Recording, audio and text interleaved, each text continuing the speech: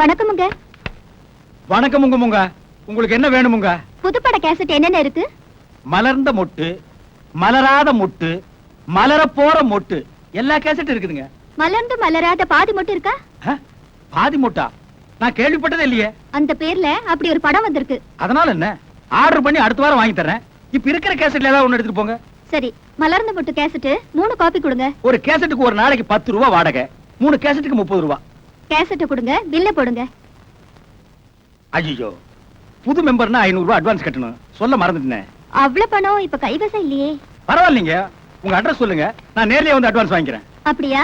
அப்ப 2 நாள் லீவ் போட்டு வாங்க. 2 நாள் என்னங்க, 3 நாள் லீவ் போட்டு வரேன். அட்ரஸ் சொல்லுங்க.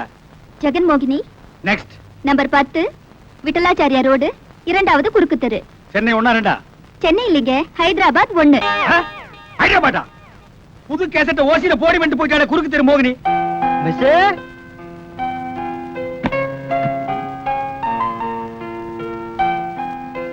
மிஸ்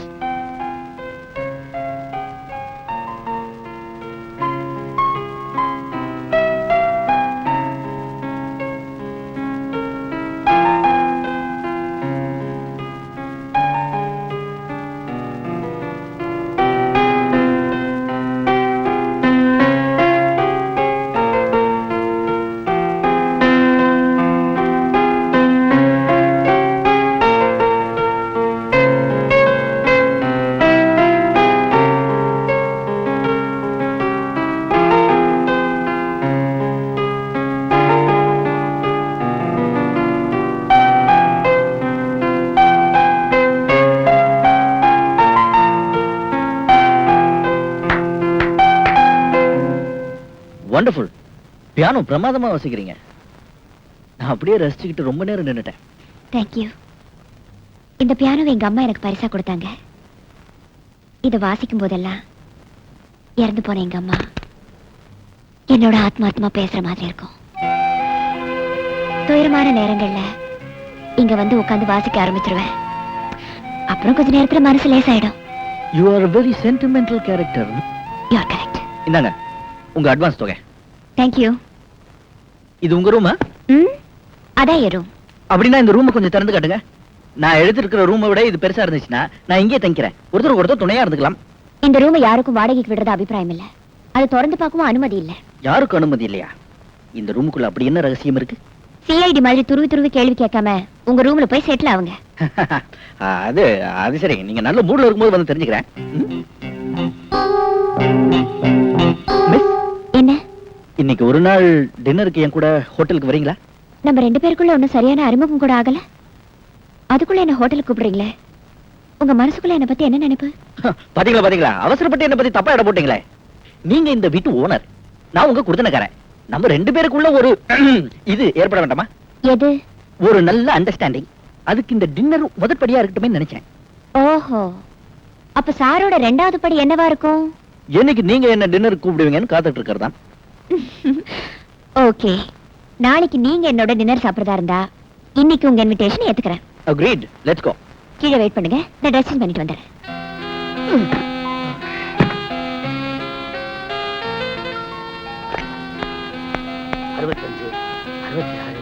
65, 66, 67, 68, 69, 70, 71, 72, 73, 74. சின்னப்பா, இனிமே என்னால உச்சி போட முடியாது, முட்டி கண்டு போச்சு. படுக்க போகும்போது 100 தடவை உட்கார்ந்து எந்திரிச்சா நல்லதுன்னு டாக்டர் சொல்லிருக்காரு. டாக்டர் ஒன்னதான் உடற்பயிற்சி பண்ண சொல்லிருக்காரு. என்னையா உசுர எடுக்கிற? உனக்கு உழைச்சு வச்சா நான் ஓடா தேஞ்சிரும் போல் இருக்கு. அப்படி எல்லாம் சொல்லாதடா, எனக்கு பின்னால என் சொத்து பூரா உனக்கு தானே. இந்தியா டுடே இப்படி சொல்லியே என்ன ஏமாத்து. இப்படி உட்கார்ந்து எந்திரிச்சா உனக்கு முன்னாலே நான் போயிடுவேன். 76, 77, 78, 79. இதுக்கு மேல முடியல பண்ண. Miss Banu, I'm ready. Yes, I'm coming.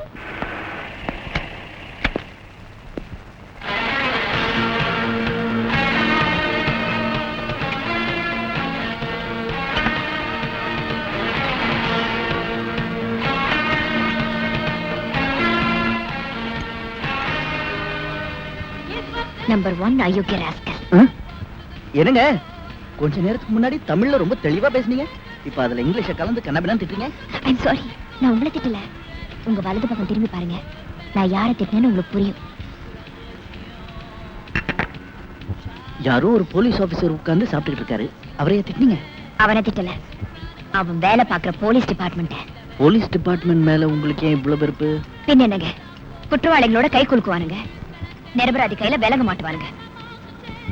காலையில வந்தீங்க, வீடு வாடகைக்கு வேணும்னு கேட்டீங்க.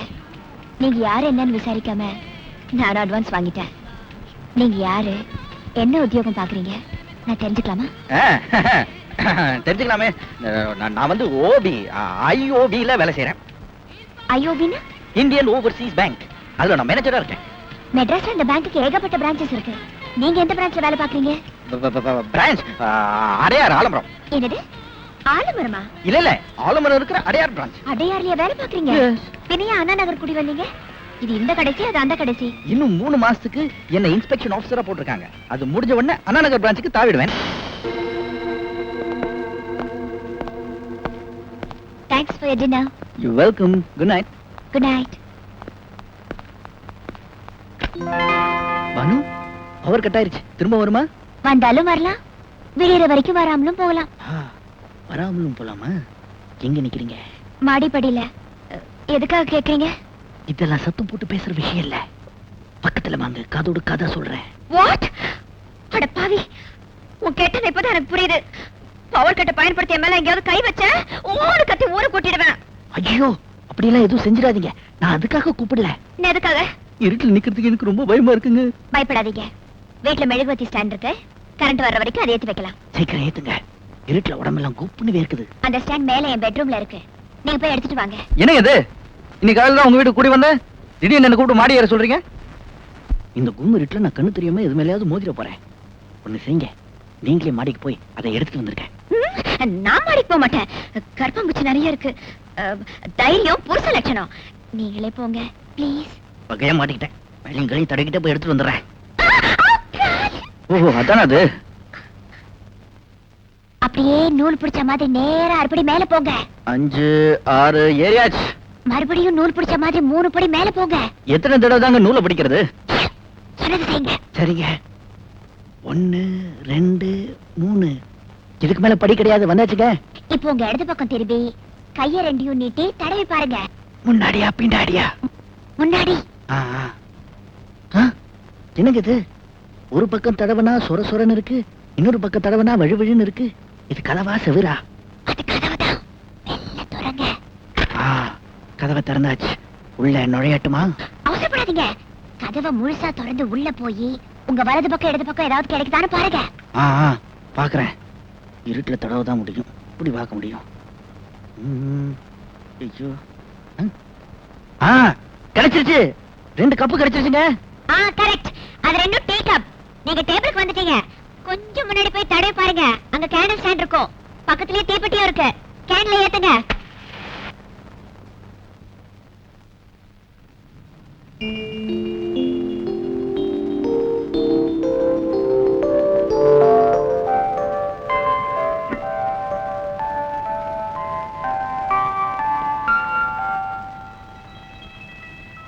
அப்பா, ஒரு வழியா மெழுகுவத்தி ஏத்தியாச்சு.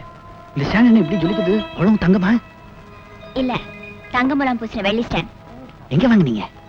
இது விலைக்கு வாங்கினதில்ல, ஒரு பாதிரியார் எங்க அப்பாவுக்கு பரிசா கொடுத்தது.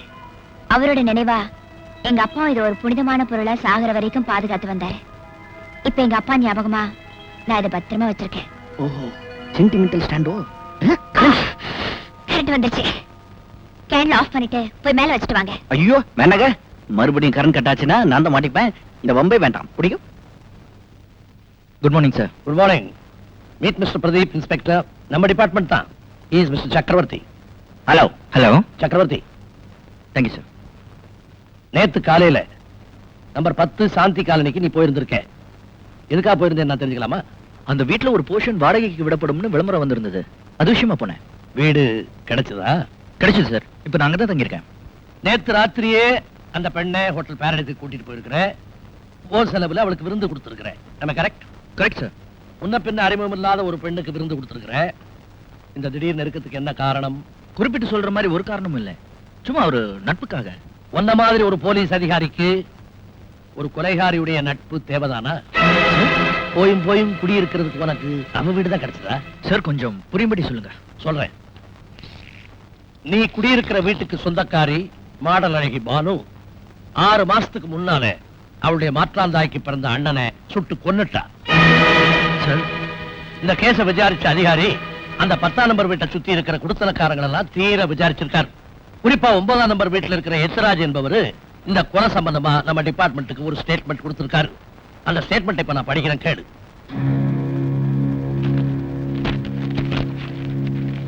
ஆயிரத்தி 1991 வருடம் ஜூன் மாதம் 30ஆம் தேதி அன்று ராத்திரி 10 மணிக்கு எத்ராஜ் என்ற நானும் என் வளர்ப்பு மகன் சின்னப்பாவும் எங்களது வீடியோ கடையை மூடிவிட்டு வழக்கம் போல் சாந்தி காலனிக்கு நடந்து போய் கொண்டிருந்தோம்.